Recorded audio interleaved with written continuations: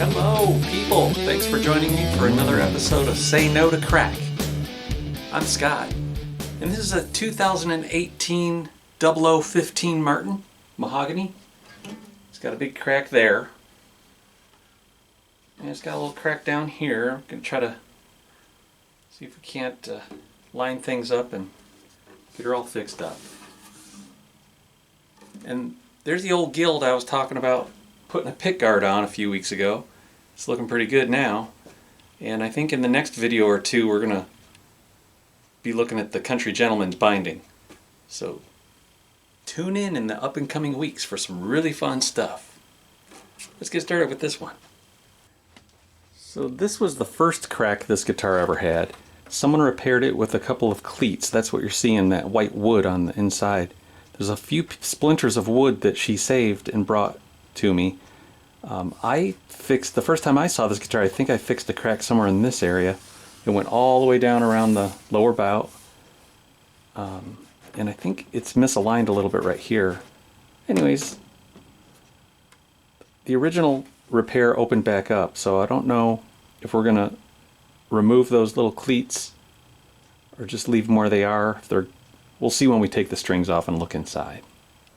Now, the reason the accident happened this time is because her strap kept falling off. I think it's because this was installed too close to the body and the strap is being pushed. There's not enough space, so I think I'm going to pull this out, plug the hole, and move it over here. That way her strap has more room to rotate and not get hit by the body and get pulled off the button.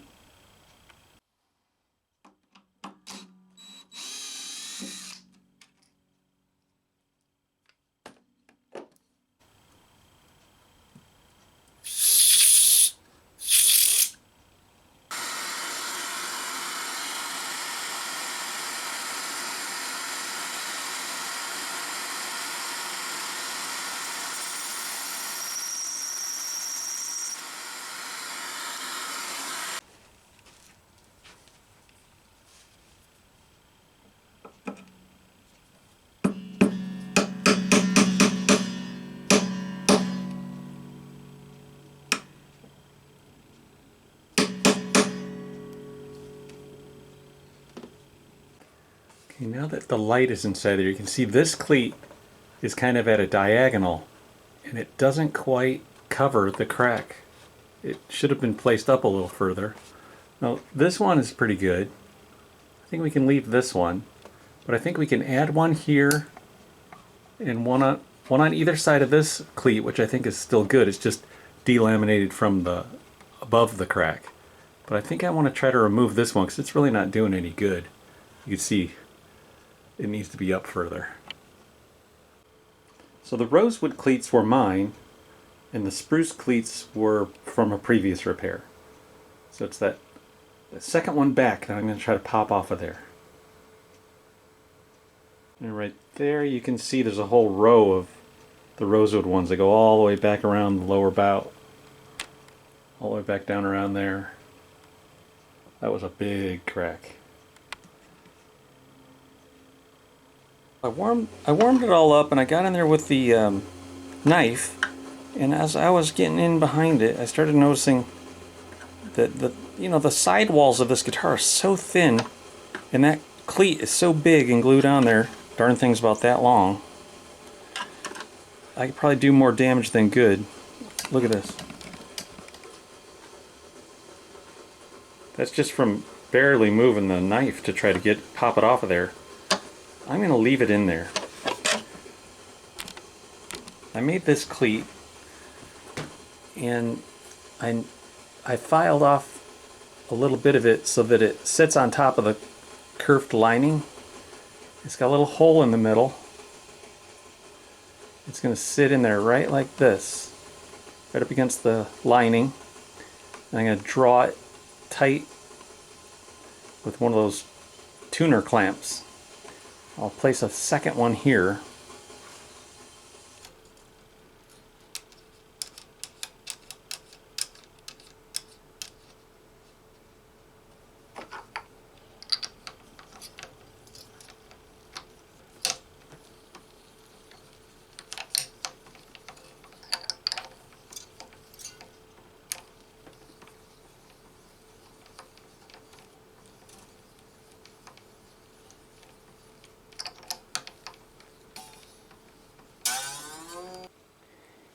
It's the auto trim locking tuning machines from D'Addario.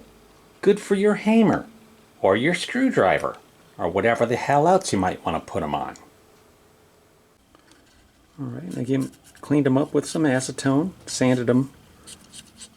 This browner one goes towards the waist, and this redder one goes towards the end.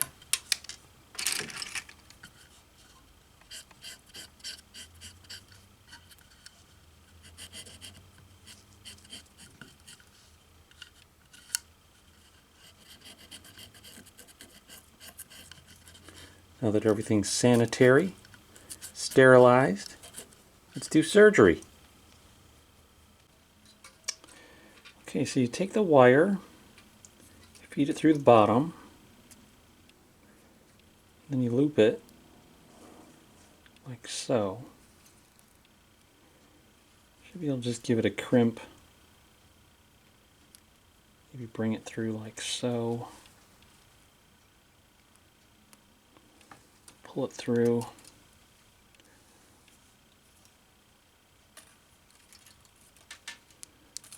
Get our cleat.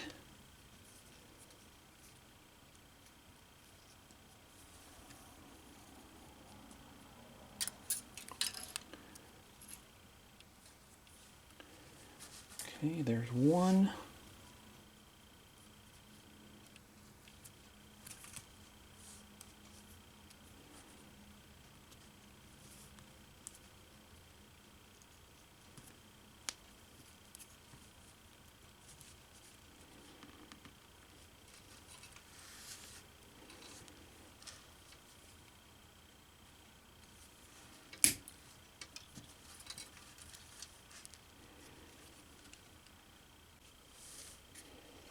We'll just use a little bit of the hardware store yellow glue.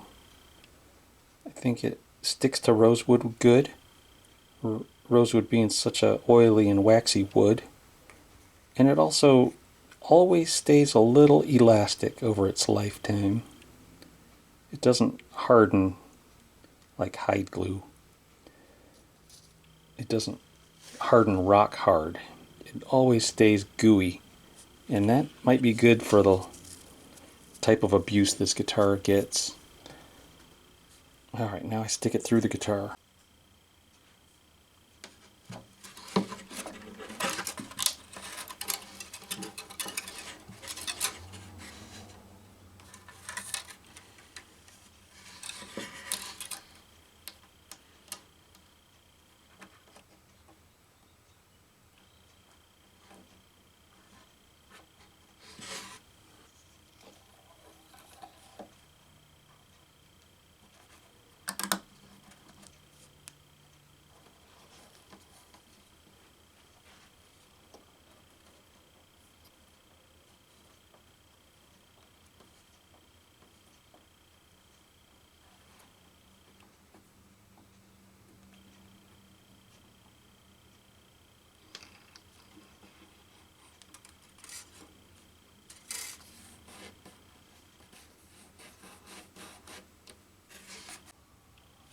Okay, and once again, synthetic yellow carpenter's glue from the hardware store.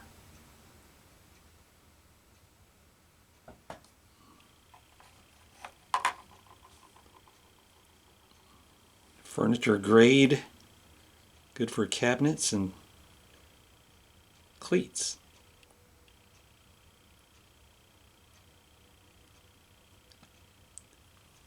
I always talk about, the different types of glues and what they're good for. And whenever it's dealing with an area of the guitar that's responsible for transferring the sound, it's good to use a rock hard glue like hide glue.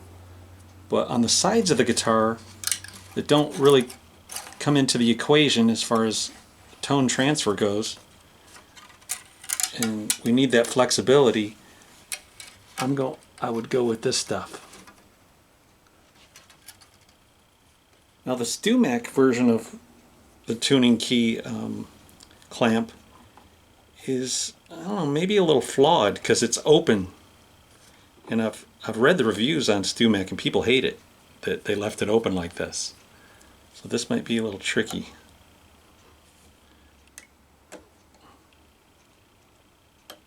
I kind of would rather that it was a closed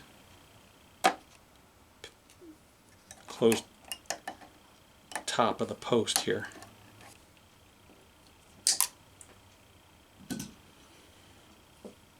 This is one of the more awkward repairs you'll ever try. It's just really strange. But there. All right. Well, it's in there. It feels flush.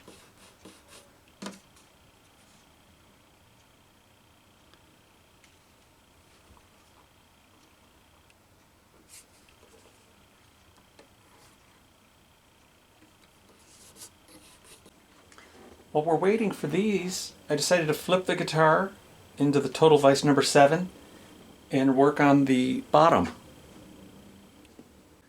So remember, it was really badly misaligned. What I was able to do was reach in through the sound hole with this rubber-ended end cutters and just push in the right area from the outside and the inside and get it into alignment. I'm just going to wash it a little bit with some Simple Green and get some of those fingerprints off of there. And then I think our only hope is Obi-Wan Kenobi. No, just kidding. Our only hope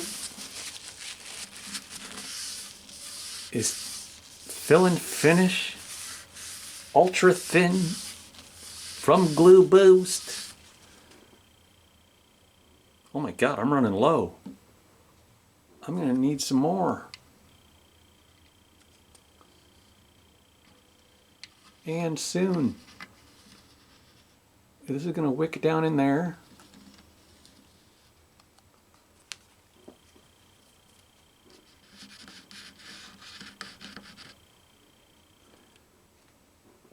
And we're going to need to do a little sanding. That is for sure. We'll wick it down in there, accelerate it.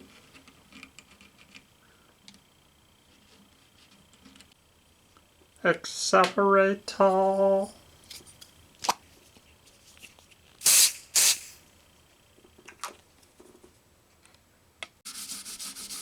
Scrub this whole area, get it ready for a nice new layer of finish.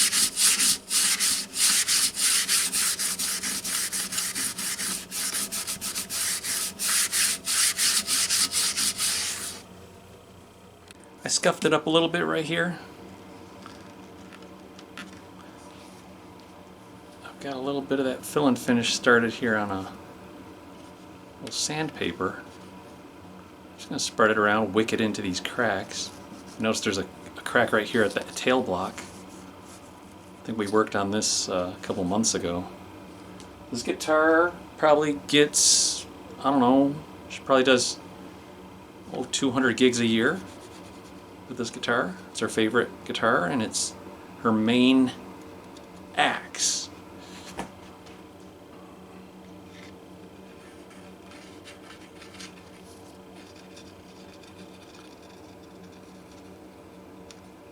can see all it's accelerating quickly because I've already sprayed the accelerator a couple times.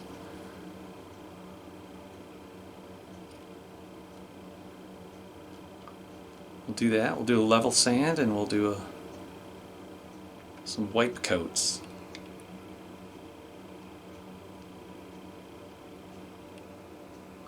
I'll get the wax, and I did this in some recent videos recently. I'm going to keep putting it in my videos because hopefully it'll catch on. You guys will find it useful. But I get the paste wax on a paper towel and use it as a barrier, and then I get a little piece of cardboard and I start wiping it on like I'm painting the wall almost. this Glue Boost Ultra Thin. I just wipe, wipe, wipe. I build up a good layer of it, and within an hour or so we've got a nicely finished area. And I can start sanding and working it immediately. Don't have to wait around for it to cure for hours. This is 400 grit sandpaper. See that little crack there? It's going to take a couple applications. I might be able to get away with some 320. Look how unlevel that is. Yeah, I can probably do 320 for a minute or two. This is actually some 120 grit.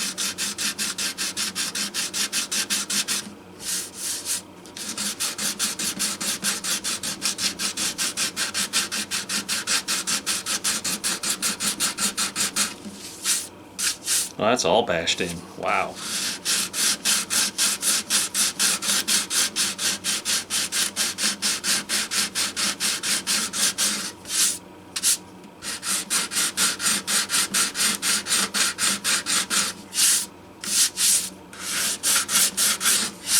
Right there, I went through.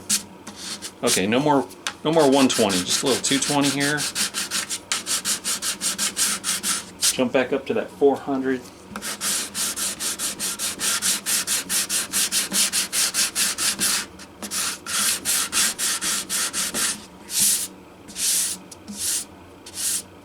After to clean.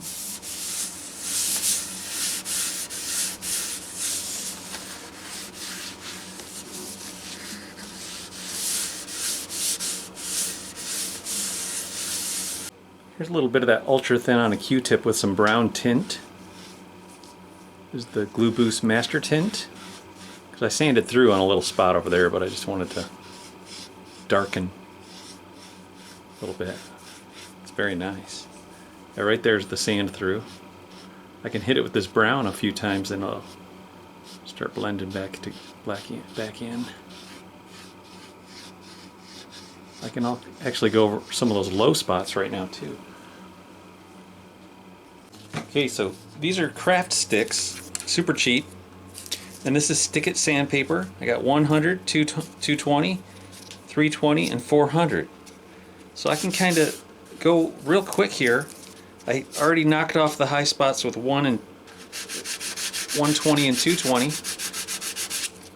Now I go at it with the 300 and the 400. Once I get everything somewhat smooth, I'll hit it with the 400 here on this foam block. And within minutes, we've got a pretty nice finish instead of hours or weeks with lacquer. And I'll show you, I'm going to wipe it on and I'm going to get a satin finish with Trizact 3000. So you don't need satin lacquer like in the old days. And you don't need to waste a week waiting for it to cure. I mean, unless the customer absolutely demands that you use lacquer, but this stuff's harder than lacquer. It might add a little bit of protection, a little more protection than lacquer.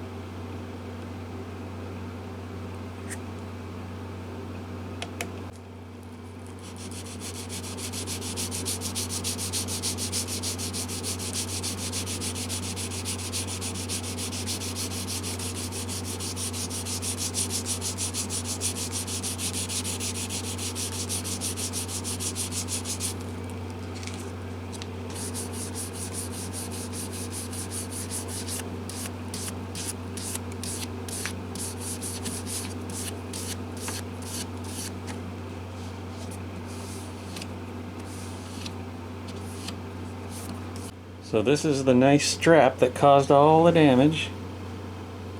She had the strap button here, like this. So the whole strap was kind of trying to pull away. I'm going to put the new strap button here, right here. And it's going to allow for this strap to, and I'm going to slit this so she can get the button over it.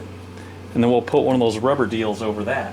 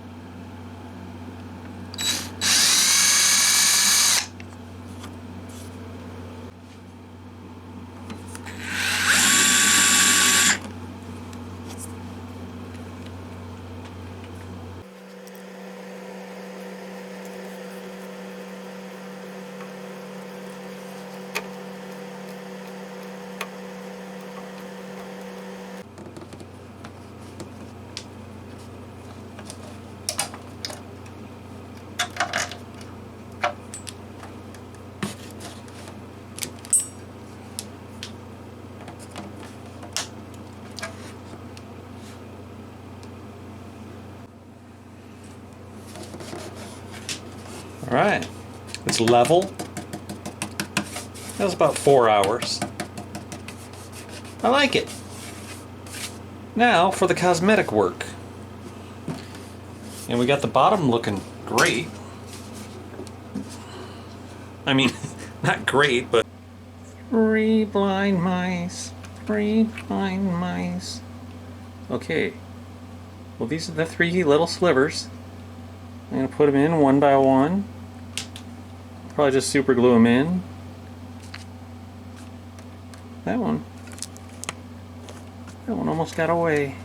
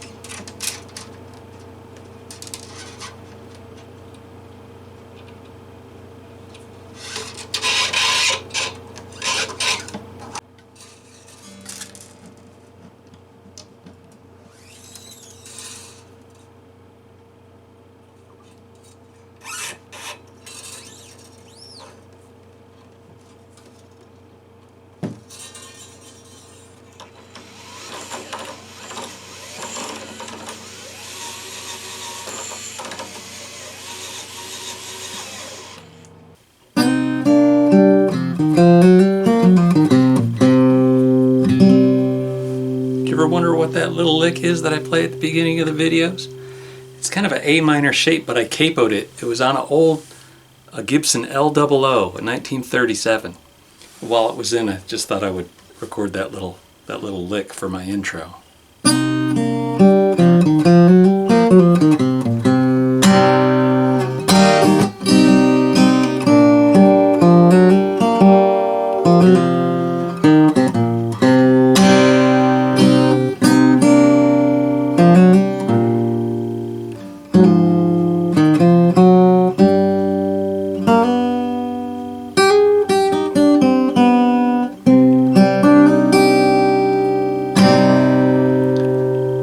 Hope you had a good one hanging around today. I did. I'll catch you on the next one. See ya!